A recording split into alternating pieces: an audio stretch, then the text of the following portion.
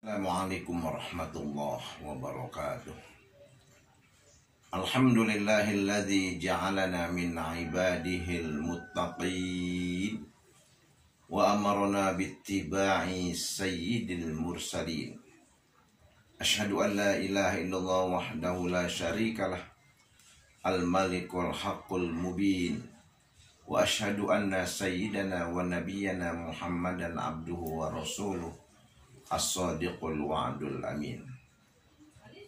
Amma ba'd, farabbi syrah li sadri wa yassir li amri wa hlul 'uqdatam min lisani yafqahu qawli wahdi qalbi bihaqqi sayyidina Muhammad. Allahumma inna nas'aluka al-futuh wal munuh wal rusuh wa salahal jasadi wa ruh wa taubatan nasuh. Saudara kaum muslimin wal muslimat rahimakumullah. Alhamdulillah tsumma alhamdulillah. Puji serta syukur kita panjatkan kehadirat Allah, teriring salawat serta salam untuk Rasulullah sallallahu alaihi wasallam. Saudara, dalam sebuah peperangan, saat itu baginda Nabi Shallallahu Alaihi Wasallam dengan para sahabat sedang beristirahat. Tiba-tiba datang seorang Arab Badui ke hadapan baginda Nabi Shallallahu Alaihi Wasallam dan berkata, "Hai Muhammad, kalau saya masuk Islam untungnya apa?" Untungnya yang ditanya. Rupanya makalar kali ini. Nabi menjawab, lakal jannah, bagimu surga. Oh, kalau begitu aku mau masuk Islam. Berikrar Arab Badui ini, asyhadu an la ilaha illallah wa asyhadu annaka rasulullah.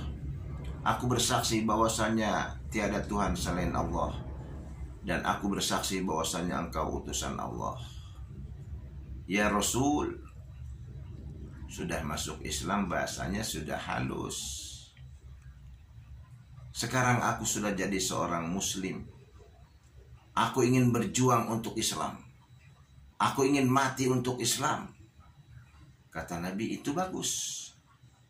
Tapi gembala-gembalamu kembalikan dulu pada tuannya. Oh begitu ya Rasul. Ya baik.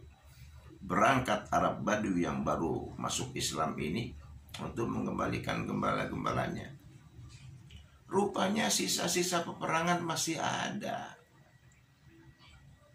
Keluar dari benteng-benteng itu nyerang. Yang diserang bukannya Nabi, tapi Arab Badui yang baru masuk Islam. Saudara, biasanya Nabi kalau ada di antara sahabat yang gugur dalam medan pertempuran, beliau ikut mengurus, mulai memandikan, mengkafankan, mensolatkan sampai menguburkan. Tapi kali ini tidak. Nabi hanya melihat langit sambil tersenyum-senyum, sehingga sahabat-sahabat ini terheran-heran. Selesai pemakaman, para sahabat bertanya, ya Rasul, biasanya apabila di antara kami ada yang gugur dalam medan pertempuran, Tuhan ikut mengurus jenazahnya. Mengapa kali ini tidak?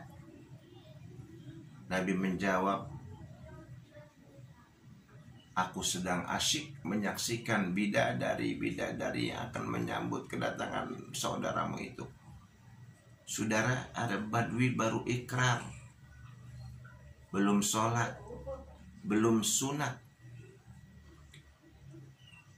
Sebab orang yang non-muslim, begitu dia masuk ke dalam Islam, kayauma waladathu ummu, dia bagaikan bayi yang baru lahir dari ibunya.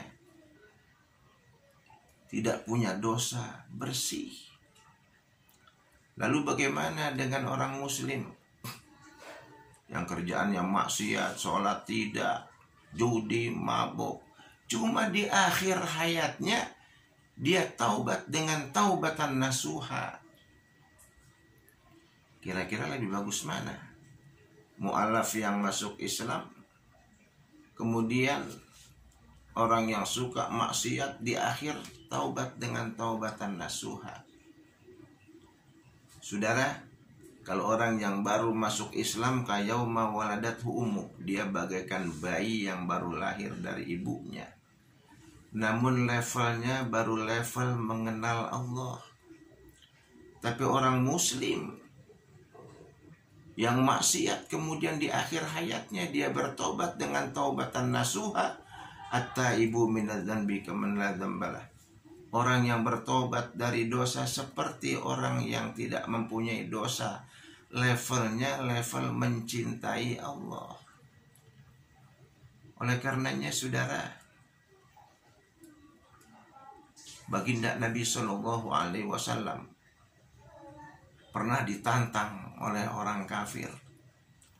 Hai Muhammad, kalau kau benar-benar Nabi, kalau kau benar-benar Rasul, minta pada Tuhanmu untuk diturunkan hujan batu. Nabi tidak menjawab saudara, tapi Allah yang menjawab. Wa ma kana Allahu liyu'adzibahum wa anta fihim. Allah tidak akan menurunkan azab. Allah tidak akan menurunkan bala bencana wa anta fihim.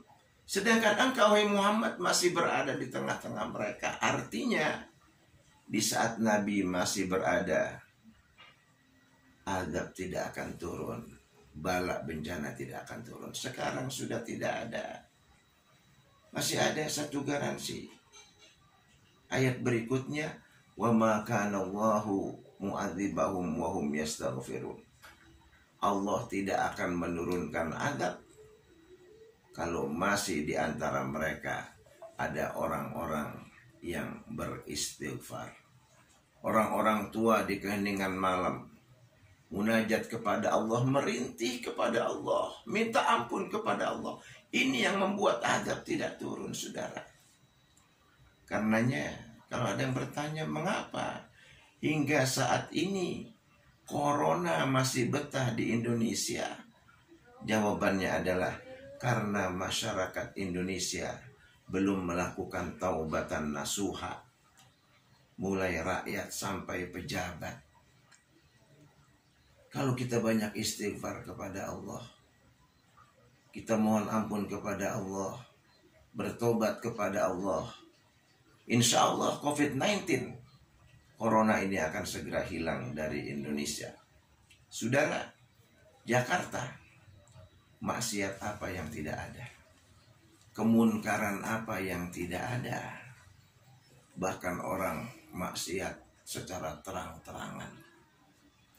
Korupsi tidak lagi dianggap sebuah kejahatan.